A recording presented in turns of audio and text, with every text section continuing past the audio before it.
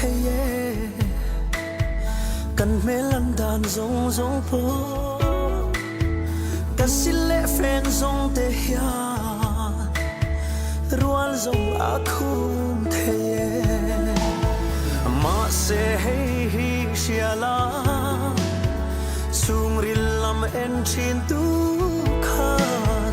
inun na angai lut lai be thin lung a thir zok thi ne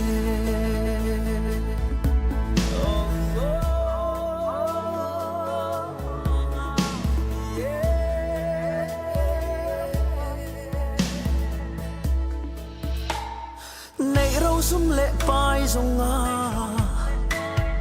rual po kan pol phalo thei ma se hi dom te I thara wa hau sa e hey hi shiala chung rilam en chin tu khan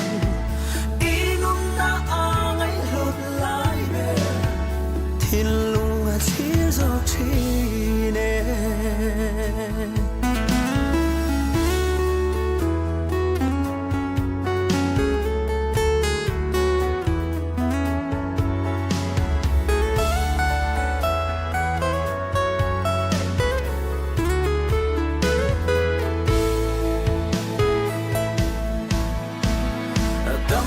kan ching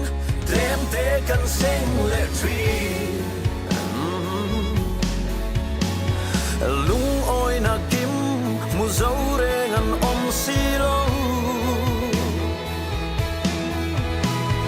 du sam aya tampo nei ma se la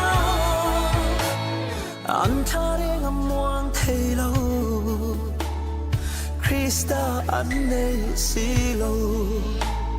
ole hey hi shiala chung rilam en chin tu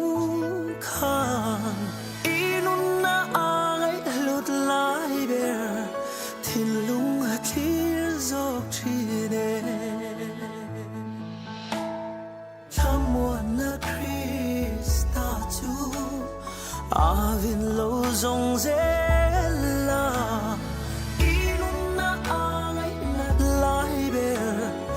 thin lung kha lan ang che thin lung kha lan ro le